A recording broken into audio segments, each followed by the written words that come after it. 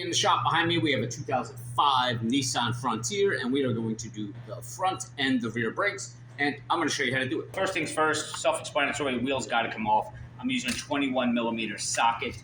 I already took the lug nuts off just for the sake of speeding up the video. These rims were kind of stuck on there. There's nothing else that has to come off other than the 6 lug nuts. If the wheel's not coming off, you really got to hit it on each side all the way around. You can sit back and kick it with your foot. I had to kick this one with my foot repeatedly from side to side to get it to finally free up. So, first things first, wheels off. Here we are looking at your rotor, your caliper, and your pads are underneath it here for those that don't know. And the first thing you're going to take off on here, if you come back here to the top, you're going to see a nut right here, which is a 9/16. Let me see if I can get some light down here. There will be another one right there at the bottom. So it's going to be that one, and then come up to the top, and it's going to be that one there. After you have those 2 bolts out, you should be able to pull this caliper right off. This one is really rusted. Again, it seems like everything's rusted on here. I'm going to take this pry bar, and I'm going to kind of get under here and just kind of free it up.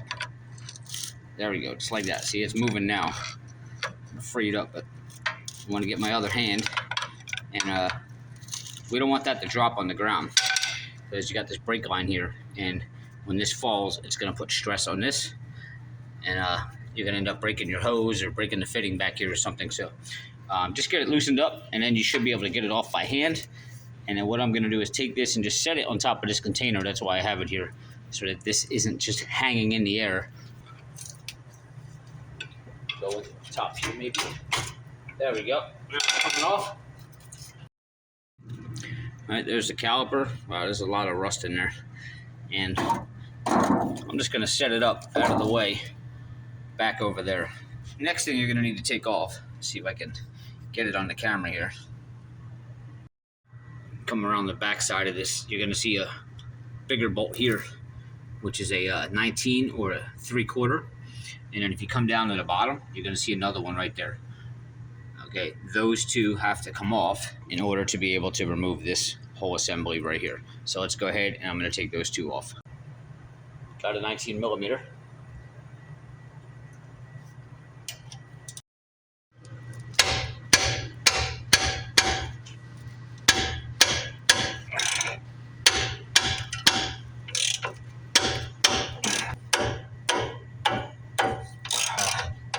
They're a little rusty, and sometimes you can't even get these by hand, but you may need to get yourself something like a pipe or something to slide over the ratchet to give yourself some extra leverage. But be careful if you're going to lay under the car when you're doing that. Make sure you got jack stands on. All right, so you can see we have the top bolt backed out, and we have our bottom bolt backed out. So I can just take these off by hand now. That's going to free up this whole assembly here. It's just pretty much just going to drop free. So basically that's what that looks like. You can see your 2 pads inside there. Now, of course that's going to be rusted on too. It's not. It's just my day. Everything is solid. All right. Being that I'm going to replace this rotor, I'm going to get a heavy hammer. We'll call it a mini sledge, and I'm going to have to start tapping this around. I don't recommend crawling under the vehicle and hitting from under the vehicle unless you have it really, really secured. But I'm going to try hitting it from the outside first.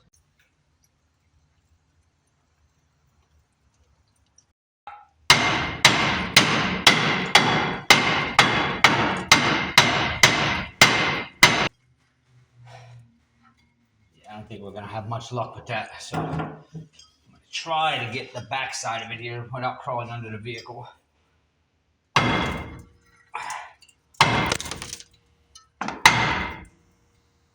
There we go. Oh, still stuck a little bit. Spin it. Another whack. Spin it. Another whack. All right. And it's off. One thing I would suggest, being that rotor was stuck on there, when you go to put your new rotor on, the reason that rotor was stuck was all the corrosion right here. So I would get yourself a can of brake clean or something. Just kind of soak this up and get yourself, I already did it, but get yourself a little file, a little wire brush, and not a file, a wire brush, and get in here and try to get underneath of these studs and get all that corrosion off of there. And then after you do that, rinse it with some brake clean again. And I typically just take an airline, a high-powered airline, and I blow it all off, all that dust and stuff with some air, just to get that all fresh for the new rotor. All right, moving forward, we're going to compress the caliper. So the reason you need to compress these in is because when you put new pads on here, they're going to be much thicker and it's not going to fit over top of your new rotor.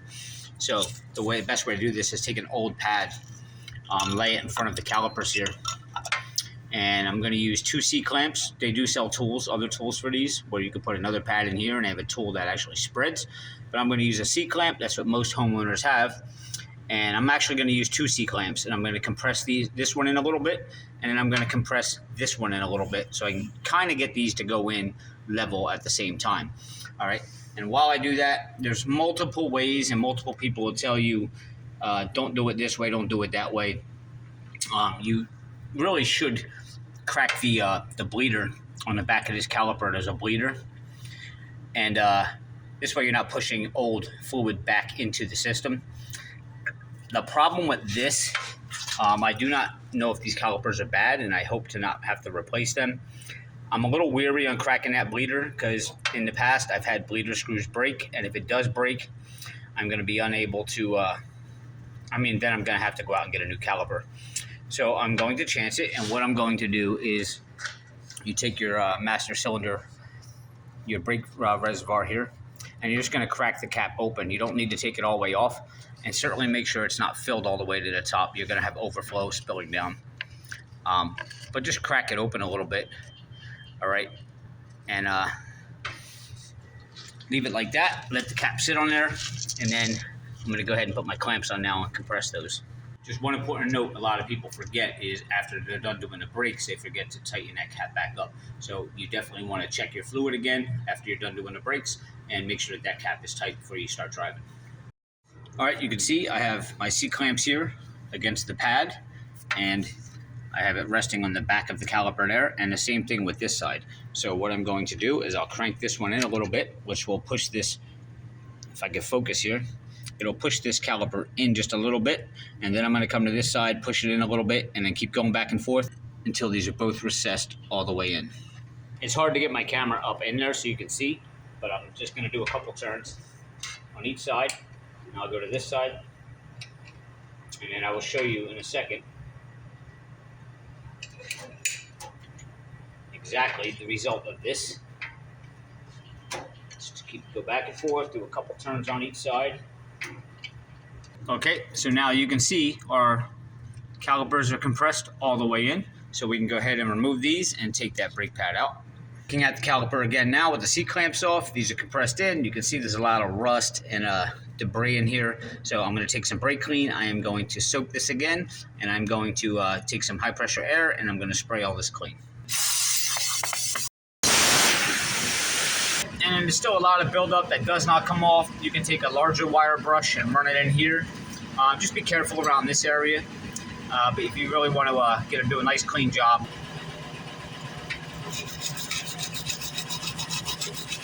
After the wire brush, I'll hit it with some more brake clean. Okay, moving on to this, we will just slide our pads out of here like so. They should just pop right out. And these are a little bit rusted in, so they're not going to pop right out. I'm going to need my other hand. Just gonna have to move this one back and forth a little bit to break it free. Come on out of there. People are watching. All right, we got the pads out. Now, you got these clips on each side. All right, and it comes with new clips. So basically, you're just going to pull them off of there. Like so, and that's your new clip right there. And what I would do before you put this one on is just take a little wire brush again, clean all these channels out, get all that debris out of there, blow it with air, spray some brake clean, and put a little bit of grease. Usually I do in these tracks, just prevent brake squeal when you put it back on. Anywhere that metal touches metal, I always put a little bit of grease. All right, that's all cleaned up. Our new clips are back in. With your new rotor, just lay it down on the box that it came with. Take some brake clean and squirt it on the rotor there. Just wipe it down nice. Get anything off of there that may or may not be on there before we go lay it up on the truck. Just be very careful. And we just slide it on.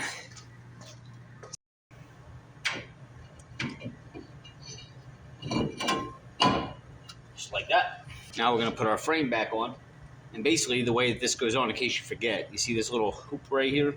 Well, that follows the shape of the rotor there. Okay, so we're going to hold this back up here. And remember the two big bolts you took out? There's 3/4 or 19 millimeters. So you're going to line this up with the holes in the back there and start screwing them in. So just lay that over your rotor there. You're going to line up this hole with that hole there. And this is the big bolt that you took out. You're just going to try to get that to start threading in before you jump to the bottom one, just to hold it in place. Once you get that top one threaded in, that'll pretty much hold it there, and then you can go put your other big bolt in the bottom. Okay, now you can go ahead and get your socket and drive those all the way in. I'm using my battery tool just to drive them in.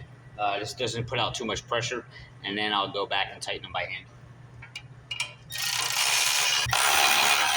And what I'll typically do is right on the bottom of the, where these tabs are that ride on the metal, you can put a little bit of grease. This Never See stuff works pretty good too. Acts as a grease there. Just where it rides along the track here, where you're sliding it in, and just put a little dab. And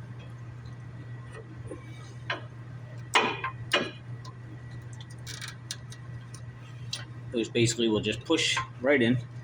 Once you line them up with the tracks, they push right in. This is what I do. And the back's a little bit trickier to get in. A little darker back there, harder to see, but it will pop in there. Just like that. And the pads are on. Now you have these two little clips that come with it. At the top and the bottom of each pad, you're going to see a little hole. Well, you can see these point straight down. They're pretty much just going to drop into those holes on the pads. You do that. You can squeeze them together to try to close up the gap a little bit. Now we're going to grab our caliper and make sure you got it going on the right way. Make sure you don't have this line twisted right here. And just going to guide that caliper right back on there. When you're holding your caliper up here, if you find that it's not sliding up, well, see this little grommet here on this frame we just put on? This actually pushes in. So you might have to push in a little bit on that because your caliper may be hitting it. So you can push in a little bit on that. Most of the time, it's the bottom one that's hitting. So you're going to have to reach down to the bottom and push. You can't really see it, but push the other one in to line these up. So you just got to kind of, I had to push in on this bottom one here to get this to go over top. Now, there's the two 9/16 bolts that you took out. You're going to have to hold this in place with one hand and start feeding in the nut with your other hand.